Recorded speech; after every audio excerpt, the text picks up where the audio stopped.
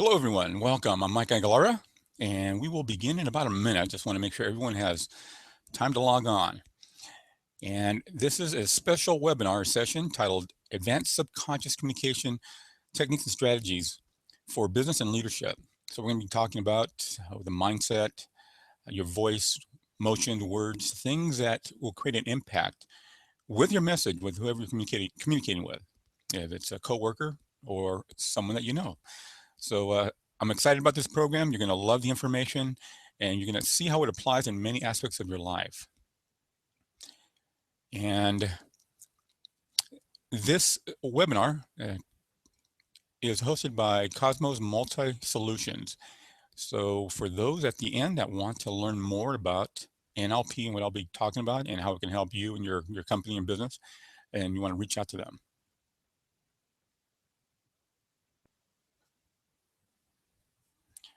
Let me take a quick look here. How are we doing?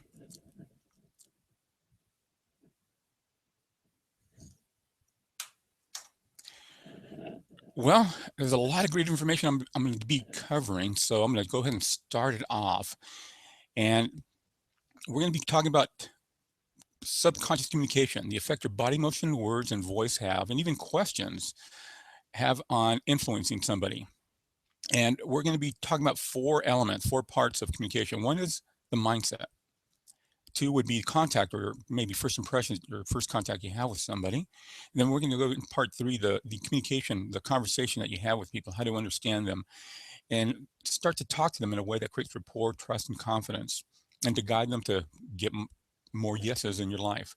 And then we'll go into follow-up. If you do have a follow-up meeting with a coworker or somebody, what you want to do to make sure it goes well. And all this information that I'm going to be covering is based on, and part of my book, Connect with Anyone in 90 Seconds or Less. The book is also broken up or segmented into four elements: the mindset, contact, conversation, follow-up. So first, the mindset, because what you're thinking about will actually be projected. What you perceive, you project. So a key element in regards to creating rapport and trust and confidence and to influence somebody is what you think.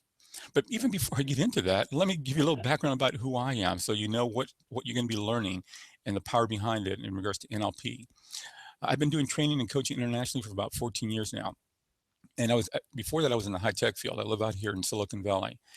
And I was always looking for professional development products or services or training to help me with my career.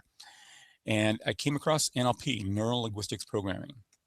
So N, neuro is in the mind, thoughts, L, linguistic, both your words and your body language, and P for programming. The programs are patterns that we all have to process information to make sense of our world of reality.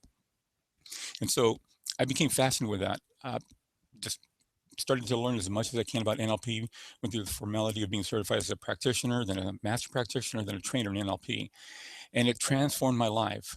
Back then, when I was younger, I was labeled as shy. I always had the fear of public speaking. Sometimes I was okay in front of a group. Other times I was a bundle of nerves. And then in my business career, then I was getting into more situations where I was leadership or to influence people or work with teams. And then also getting more into sales. And so when I came across NLP, it just helped me tremendously. It transformed my life. It gave me some tools to really understand myself, but also others. And I started to help other people in regards to transforming their life and with creating some amazing change and helping people. So eventually I broke away from the high-tech field and started to do training and coaching internationally. And in this session, we're going to be talking about NLP as a foundation of our communication. And so that's a little background about myself and what NLP is all about. Now back to the mindset, part one. So what you perceive, you project. So when you're going to have a meeting or conversation with somebody, a powerful mindset to have is assume rapport. Expect that you're going to like that person and be okay that they're going to be okay with you. Because if you expect to go into a meeting or a conversation and it's not going to go well, or you're not going to like that person, or they're not going to like you, you will impact that in that way. You will, if you don't think it's going to go well, you will not generate warmth in your message and your conversation in a subtle way. So what you perceive or project, just expect you're going to like that person, expect the meeting's going to go well, and you will be in a different state of mind and you will project that to that person and they will sense that. So perceive it, just expect it, just go first. And that's just one element of the mindset. Something else I want to share with you in regards to the mindset, uh, because in business, you're also in a position where you have to create solutions and have results. So in NLP, there's a power of questions, the questions you ask others that will reveal some powerful information, but also the questions you ask yourself. So if you're running into a challenge, a powerful question you want to ask yourself is, what else can I do? And you fill in the blank. So what else can I do to get this project done by the end of the week? What else can I do to improve the morale in our department? What else can I do to get that promotion? So what else can I do? And then whatever you want to accomplish, have an outcome or manifest. So what else can I do? And then you fill in the blank. And that is a solution-driven question. Then your mind starts to think about things you can do. A bad question would be, why am I having challenges? Why am I not getting this project done on time?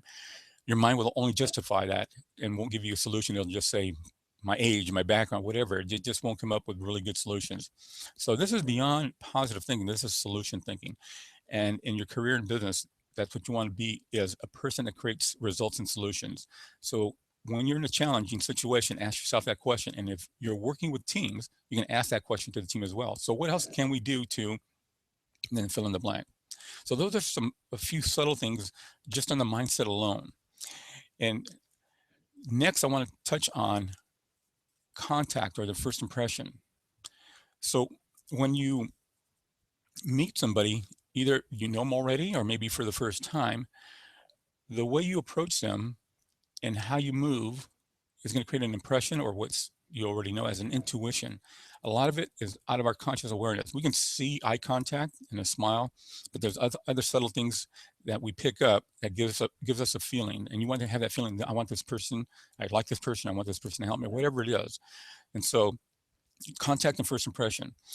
When you approach a person, be aware that if it's a male, you want to be slightly off to the right. If you're going to shake their hand, just be slightly off to their right. And if it's a woman, you want to be face to face. The reason this is important is men are very primal. If you go directly face to face, it's almost combative, as you're in my face. But if you're slightly off to an angle of the person is right here in front of me, and I'm just slightly off to their right, then it's not as threatening. Excuse me. And so just be aware that when you approach someone and you're going to shake their hands, then just be slightly off to their right, and that'll reduce the amount of resistance or just a certain sense of adrenaline within a male, and they'll be open to hearing your message. And the same thing applies when you're meeting with somebody. If you're going to sit down with them, don't sit directly across, unless it's a woman. Women are very social. They want to be face to face. So a male, you just slightly off to the right, even sitting down. That way, again, it comes across as non-threatening. Eventually, with this rapport, they will be face to face, and you'll be face to face. So if they approach you and are face to face, to your face, then that just means that they are okay and feel good around you. So just that one little tip will help you, again, connect with more people, to really let them open up and hearing your message. Another thing in regards to first contact, when you hand somebody information, what I call the golden rules of a prop. The prop could be brochure, paperwork, business card, or if you're doing a presentation, it could be a computer screen or overhead projection. So when you hand someone some information, let me see if I can do it with a prop here. What you want to do is hand it slowly and gracefully. Just slowly and gracefully. You just want to throw it on the table or dangle it around, or here's the information. Because your motions are creating a feeling of whatever this person is handing to me is valuable. So if you want someone to take action and to appreciate what you're handing them, it could be information about a project. Here's a report, or here's the information about the project. I want you to work on this, or take care of this, or this is a follow-up information. Hand it slowly and gracefully with value. That person will pick it up, or at least have that, again, feeling, that intuition of this must be important or valuable. And it'll set the stage for that information to be accepted in a different way, just in the blink of an eye, just without even saying anything, just by your motions alone. That's another subconscious communication signal or pattern that you're generating. And to create trust, the other thing about a prop is if anyone hands you information, that could be, again, paperwork or a brochure or even a business card, receive it with value. Don't just grab it and put it away, or grab it and it's tossed on the table. Receive it with value. And when you do that, you're giving the impression of whatever I give this person, it's in good hands. Then, and also, because I was doing a workshop a number of years ago to a high tech company, and one of the women in the audience says, yes, I just experienced this. My boss asked me to put together and print out this project. And so it took me hours, got all the paperwork together, walked into his office, proudly said, here's a paperwork, here's a report you asked for. I handed it to him. He grabs it and just throws it on the floor and just keeps working on his computer. So, okay, thanks. He didn't even make eye contact with me. He just grabbed it and just tossed it on the floor next to him. And so she said, after that, I just didn't feel motivated to do anything extra. So your emotions are impacting people, how they react to you. So the prop is very important. Hand things with value and receive things with value. So those are just a few things on contact. Another thing in regards to contact that goes into part 3 of the conversation is what's called matching and mirroring. And when you make contact with somebody and then you get into the conversation, matching and mirroring means reflecting back. You can reflect back gestures, motions. The easiest thing to think about is when you reflect back, you want to reflect back the amount of energy. So if they're moving fast, you just move a little faster. If they move slow, you slow down. And it creates a harmony. And it creates a sense of this person's like me. And that's what you want to do, just make them feel safe, like there's somebody they know, which is themselves. So reflect back the energy, just match and mirror and connect with them. And that'll create that sense of harmony with them. And do that into the conversation, which is part 3. The conversation, when you're talking to somebody, just reflect back their energy, and that'll open them up to hearing your message. So now, during the conversation, there are different elements. I want to touch on a dangerous word, also communication styles, and how to start to have people open up to you, because everyone has different communication styles, just like there's different personality styles. You process information and express it in your own unique way. So I'll just touch on this a little bit. Visual, auditory, and kinesthetic. Some people are very visual, and they will tend to use their hands to make pictures, and they'll express in visual words like, do you see what I'm talking about? Do you see what I'm talking about?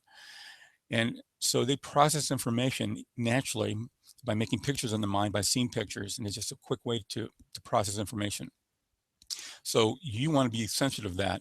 And if you're not very visual, then you want to know, okay, I need to show this person pictures, how the project's going to move along, or talking a little bit more pictures. Do you see this? Does this look good to you? And they'll understand it a lot quicker. It's not as if they're not going to understand you at all if you don't talk in visual words. It's easier for them to really sense, well, I understand this person. So the other is auditory. Auditory are people that are more sensitive to sound. And they tend to use their hands making gestures like a music conductor, creating a rhythm. And so they will use words like, this sounds good to me. I hear what you're talking about.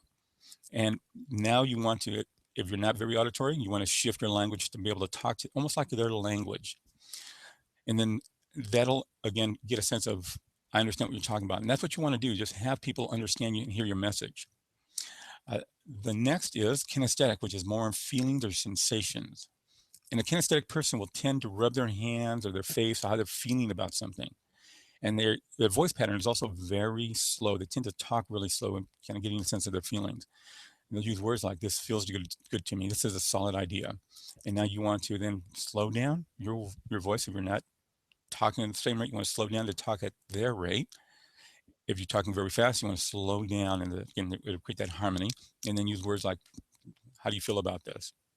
So those are just a couple of things on just some communication style. There's also, if someone is motivated to achieve stuff or achieve something or to avoid pain, there's also if a person is just bottom line or if they need procedures. And so some other key elements on how people process information. We won't have time to go into that in this session, but I just want you to be aware that there's more in regards to how to talk to someone and present information so that they understand it and they get a sense of what you're talking about and they say yes and take action. And ultimately, that's what you want, more yeses. So now a dangerous word. There are different dangerous words, and most words don't impact people. However, there's a few words that I want to cover with you that do impact and can create a negative train of thought. And so the one key word is that I want you to be cautious with, because people tend to use this a lot. And this word is hope. H-O-P-E, hope. It doesn't sound dangerous, but can you imagine your doctor saying, I hope I can find what's wrong with you? or I hope I can take care of that condition. At that point, you probably say, I want a second opinion. So in conversations, people tend to use that, and it's a word that people tend to use to be humble. If someone's visiting at your house, you will say words like, I hope you're comfortable, I hope you like the food. But in business, it can create a mixed message as if you're not confident about your message. So if you're presenting to a team and you say, I hope you like our project, or I hope you like the information you're going to hear, you're talking in doubt. Actually, you're talking in expectations. You're expecting them not to like the information, and you're hoping they do. So be cautious with that. Just talk and express yourself in the outcome that you want. So instead of saying, I hope you like the information, here's our great information. Or the other element, or just say, here's the information. You don't even have to embellish it. Just be cautious just to remove the word hope out of there. And the other element of that word hope is when you're talking to yourself, because that'll impact the way you feel. So when you're talking to yourself, be cautious saying, I hope this meeting goes well, or I hope they like this information, or I hope this presentation goes well. You're talking in doubt to yourself. And with that, you're going to impact how you feel and what you're going to project. So talk to yourself in a positive way. Either give yourself affirmations, this is going to be a great meeting, or that solution question. Okay, what else can I do to make this a successful meeting or make this a successful presentation? So be aware that when you're talking to somebody, but also to yourself. Now, the third element of the word hope, if anyone around you, any coworkers or team members says the word hope, they're talking in doubt. So if they say, yes, I hope we can do this, I hope this goes well, you need to step in as a trusted advisor and reassure them and say, we're going to be okay. If everything's going to go well, what do you need to know or feel or experience to know that we're on track, to feel confident that this project's on track? So be aware now, when you hear people around you say the word hope, they're talking in doubt, and that's where you want to step in and can step in as a leader, as a trusted advisor to reassure them. That way they are at peace and feel good and don't procrastinate and don't get nervous, and things go better. And and the way you feel will also impact the solutions that you have. So speaking of that, let me add just one more thing in regards to the mindset and the way you feel, because that will impact your solutions and your thinking and your communications and the way you present yourself. So stepping back to the mindset, because this will impact your contact and first impressions and even follow-up. You want to be in a resourceful state when you meet somebody. And one quick way of doing that is, I'll step you through it right now very quickly. As you're sitting there watching me, just imagine the last time you felt, yes, I'm going for this. Yes, I feel great. It could be to go on vacation or to go somewhere or to buy something. Yes, I'm going to do this. Yes, I feel great.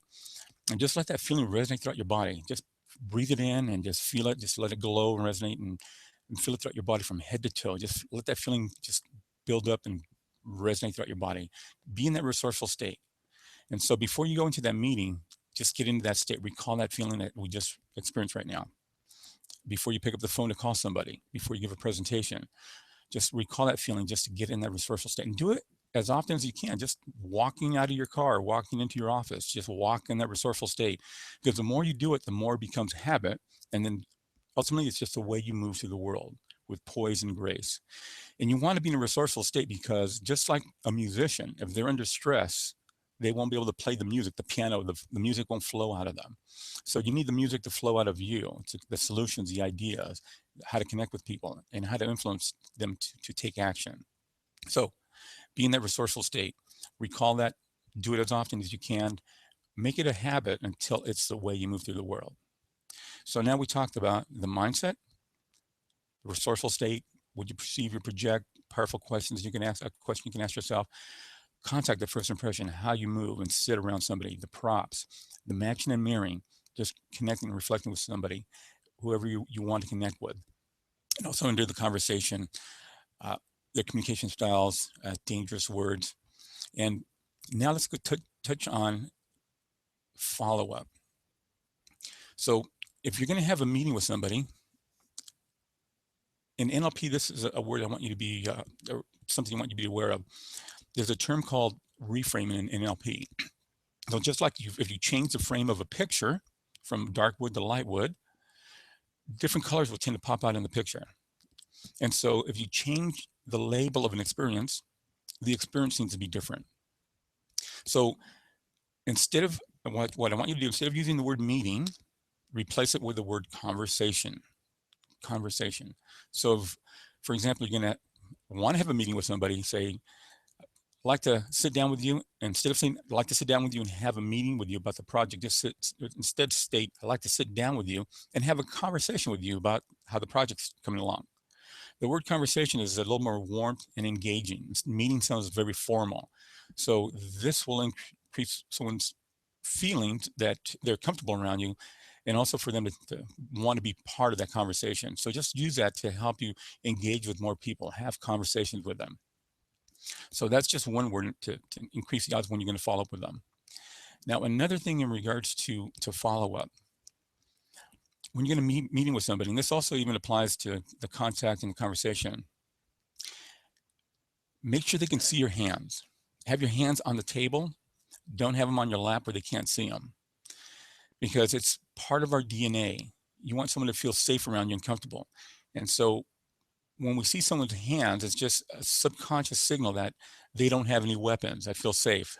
So just put them on the table and where they're visible. And if you wanted to do more of a leadership position, that's what's called the steeple effect, where you just put your hands together, fingers to fingers, almost like a little teepee pyramid.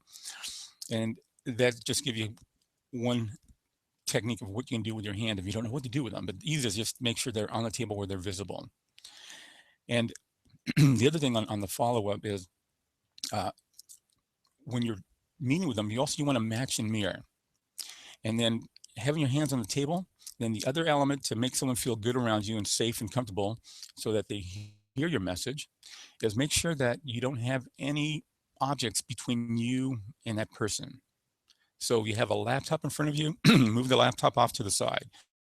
So there's nothing in front of you. If there's a cell phone on the table, a cup of coffee, just move them all the way to the side to where everything is visible so that they can see you, they can see most of you, and that's what's important. They want to be able to see as much as they can about you, around you.